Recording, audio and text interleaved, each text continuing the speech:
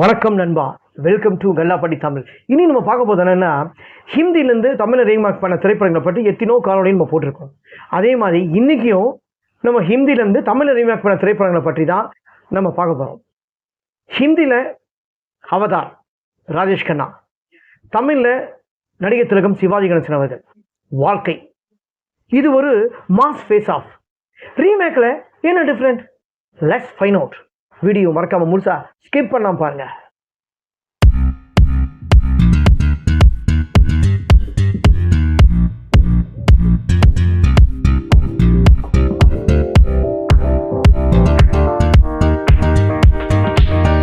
அதாவது அவதார் 1983 வந்த திரைப்படம். இந்த திரைப்படத்தில் ராஜேஷ் கண்ணா, சச்சின், சுஜித் குமார் மற்றும் எத்தனோ நடிகர்கள் இந்த திரைப்படத்தில் நடிச்சிருக்காங்க. அதாவது யாவோட பேராக நான் விட்டுருக்கலாம், ஓகேங்களா? ஏன் தப்பாக நினச்சிக்காதீங்க. இந்த திரைப்படத்தை பார்த்து அப்படியே தமிழில் ரீமேக் பண்ண திரைப்படம். ஏன்னா ராஜேஷ் கண்ணா ஒரு நல்ல ஒரு பெரிய நடிகர், ஓகேங்களா? சேம் இந்த படத்தை பார்த்து அப்படியே ரீமேக் பண்ண திரைப்படம் தான் நடிகர் திலகம் சிவாஜி கணேசன் அவர்கள் நடித்து சூப்பர் ஹிட்டான திரைப்படம் வாழ்க்கை. இந்த திரைப்படம் சேம் எந்த விதமான மாற்றங்கள் இல்லாமல் அப்படியே எடுத்த திரைப்படம். ஏன்னா ஒரு டைம்லலாம் ஹிந்திலேருந்து தான் தமிழ் எல்லாம் எடுப்பாங்க. ஹிந்திலேருந்து தமிழ் எடுப்பாங்க, மலையாளத்துலேருந்து தமிழ் எடுப்பாங்க, தமிழிலிருந்தும் அதே சமயத்தில் போயிருப்பாங்க. ஏன்னா அந்த காலகட்டத்தில், இப்போன்ட்டு இல்லை, டெக்னாலஜி வராத காலகட்டத்திலேருந்து ஹிந்தி, நம்ம இங்கிலீஷ், ஹிந்தி இதெல்லாம் தான் ஃபஸ்ட்டு முக்கியத்துவம் கொடுத்து அதுதான் ரேஸ்லன்னு சொல்லுவாங்க. ரேஸில் நம்பர் 1 இருந்தது. அதனால தான் எல்லா திரைப்படத்துமோ எவ்வளோ பெரிய நடிகராக இருந்தாலும் ஹிந்திலேருந்து தான் தமிழில் எடுத்திருக்காங்க. அதுக்கப்புறம் தான் கொஞ்சம் அப்புறமே இம்ப்ரூவ்மெண்ட் ஆகி தமிழிலிருந்து ஹிந்தி எடுத்திருக்காங்க.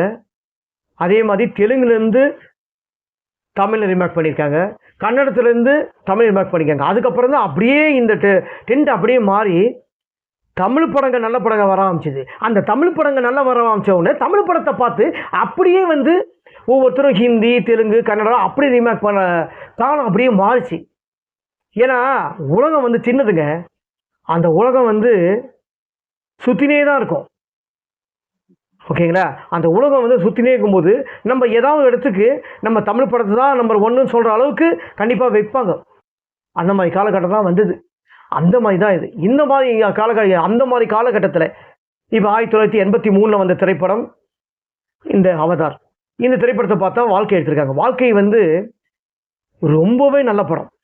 யார் படம் அந்த படத்தை பார்த்தாலும் ஒரு அழுதுருவாங்க. அப்படிப்பட்ட ஒரு நல்ல திரைப்படம். சாதாரணமாக இல்லை, அது ஒரு சாதாரண ஒரு தொழிலாளி, ஒரு மெக்கானிக், கார் மெக்கானிக்னா சாதாரண மெக்கானிக்கில் ஒரு நல்ல ஒரு எக்ஸ்பீரியன்ஸ் உள்ள மெக்கானிக்கு அவர் வேலை செய்கிறாரு. அப்படிப்பட்ட வேலை செய்கிறவர் ஒரு பணக்கார வீட்டு பொண்ணு காதல் வைக்கிறாங்க 2 பேருமே. ஆனால் இவருக்கு நம்ம காதலுக்காக ஒரு முக்கியம் கொடுத்து, எனக்கு காதல் தான் முக்கியம், எனக்கு சிவாஜி தான் முக்கியம்னு சொல்லிட்டு அம்பிகா அவரோட வசதி வாழ்க்கையை எல்லாத்தையும் தூக்கி போட்டு எரிஞ்சிட்டு சிவாஜியோட காதலுக்காகவே, அதாவது கதாநாயகனோட காதலுக்காகவே முக்கியம் கொடுத்து வீட்டை விட்டு வெளியே வந்துடுவாங்க. அன்னிலேருந்து வீட்டை விட்டு வெளியே வந்தவங்க தான் இன்னிலேருந்து அவங்க மகாராணி மாதிரி நிற்க பார்த்துருக்காரு அந்த படத்தில். அந்த படத்தில் ரவீந்தர், நிலகல் ரவி இவங்கெல்லாம் சிவாஜி கணேசனுக்கு பசங்க. ஒரு வளர்ப்பு பையனாக மண் வாசனம் பாண்டியன் இருப்பார். அதே மாதிரி இந்த படத்தில் என்ன சொல்கிறாங்கன்னா, எல்லாம் வளர்ந்துடுறாங்க. அவங்க நல்ல ஒரு படிக்க வச்சு எல்லாம் ஒவ்வொருத்தரையும் நல்ல வாழ்க்கை ஆரம்பித்து கல்யாணம்லாம் கட்டி கொடுத்துறாரு. அதில் ரவீந்தருக்கு மட்டும்தான் கல்யாணம் ஆகாதவர் படிச்சுட்டு இருப்பார். இதெல்லாம் இந்த மாதிரி ஒரு கட்டத்தில் எதுக்கு சொல்கிறேன்னா, பணம் தான் ஒரு மனுஷனுக்கு முக்கியம், ஓகேங்களா? யாராக இருந்தாலும் சொல்கிறது பணம் தான் மெயின். விஐபி இருந்தாலும் சரி, சராசரி மனுஷனாக இருந்தாலும் சரி, யாராக இருந்தாலும் பணம் இல்லைன்னா எதுவுமே இல்லைங்க, ஓகேங்களா? பணம் இருந்தால் தான் மரியாதை. இந்த திரைப்படத்தில் அதுதான் ஒரு முக்கியத்துவமாக காட்டியிருப்பாங்க. ஏன்னா அவர் வேலையில் இருக்கும்போது அவருக்கு கிடைச்ச மரியாதை தனி. ஆனால் அவருக்கு வேலை அவருக்கு போல ஹார்ட் ஒர்க் பண்ணி மெக்கானிக்கும் சரி, ஒரு மெக்கானிக் இது கண்டுபிடிப்பார், அது உங்களுக்கு சொல்கிறேன். ஆனால் தூக்கம் இல்லாமல் உழைச்சி அவர் கார் இது பண்ணும்போது அந்த ஒரு ஏறிட்டு ஃபேன் சுத்தம் பாருங்கள், அந்த ஃபேன் அந்த காரில் வந்து அப்படியே அவர் அறியாமல் கை இழுத்துட்டு போய் அந்த கையை சட்டக்கனில் விட்டுருவார். அவருக்கு வந்து கை போயிடுது. தான் கை போனாலும் பரவாயில்ல, எனக்கு 2 கை இருக்குது அப்படின்னு சொல்லுவார். அவர் பசங்களை நம்பி சொல்கிறாரு. ஆனால் அவர் பசங்க வந்து இவரை யாரும் காப்பாற்ற மாட்டாங்க. ஏன்னா அவருக்கு கடைசி காலத்தில் வர அந்த கார் விற்ற பணம் கூட ஜெய்சங்கரோட நண்பன் வந்து கார் மெக்கானிக்கோட ஓனர் அவர் எடுத்துகிட்டு தருவார். அந்த பணத்தை வந்து இந்த வீட்டை வந்து எப்படியாவது விலைக்கு வாங்கிட்டு ஹவுஸ் ஓனர்கிட்ட கொடுத்துரு அப்படின்னு சொல்கிற பணத்தை வந்து நிலகல் ரவி என்ன பண்ணுவாருன்னா தான் ஒய்ஃபு பேரில் போய் அந்த பணத்தை வந்து போட்டுருவார். இதை நம்ம சொல்லினே தான் இருக்கணும். ஒரு கட்டத்தில் அம்பிகாவுக்கு வந்து உடம்பு சரியில்லாமல் ஆகும்போது மட்டும் யாருமே ட்ரீட்மெண்ட் பண்ண முடியாத நிலைமைக்கு ஆகிடுது. ஒரு கட்டத்தில் சிவாஜியும் அம்பிகாவும் வீட்டை விட்டு வெளியே வர கட்டாயம் ஏற்படுது. அந்த விஷயம் அந்த இதுல கூட ஒரு தன்னம்பிக்கையா வெளியே வராரு. வெளியில் வந்து ஏதோ ஒரு சூழ்நிலையில் மெக்கானிக் வந்து ஆரம்பித்து ஒரு மிஷின் கண்டுபிடிப்பார். எப்படி வந்து இந்த பெட்ரோல் இல்லாமல் எப்படி இது பண்ணுவாங்கன்னு சொல்லிட்டு ஒரு மிஷின் கண்டுபிடிப்பார். அந்த மிஷின்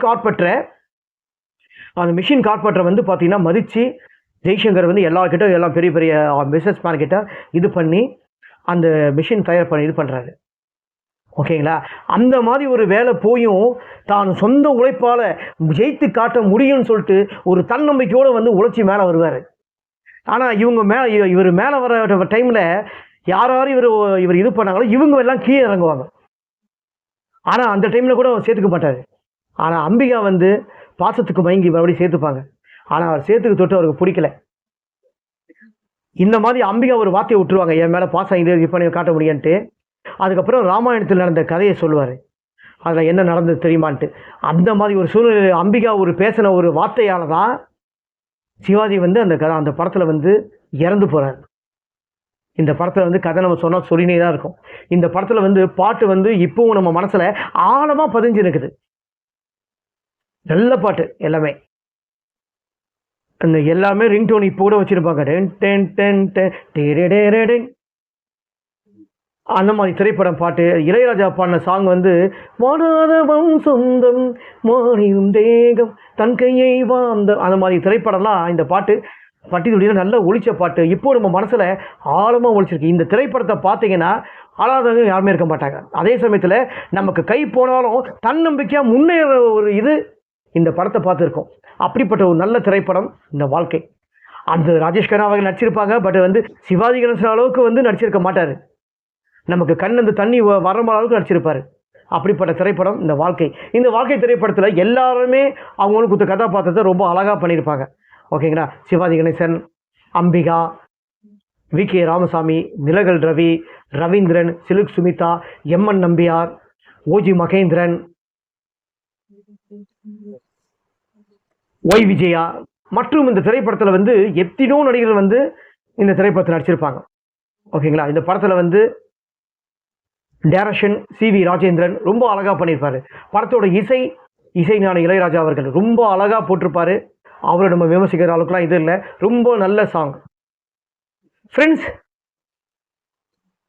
ஹிந்தியில் ராஜேஷ் கண்ணா, அவதார், தமிழில் வாழ்க்கை. இந்த 2 திரைப்படத்தை பற்றி நான் கொடுத்த காணொலி உங்களுக்கு பிடித்திருந்தால் மறக்காமல் கமெண்ட் பாக்ஸில் உங்கள் கருத்தை வந்து பதிவு பண்ணுங்கள். கல்லாப்பட்டி தமிழ் யூடியூப் சேனலை மறக்காமல் சப்ஸ்கிரைப் பண்ணுங்கள், லைக் பண்ணுங்கள், ஷேர் பண்ணுங்கள், கமெண்ட் பண்ணுங்கள்.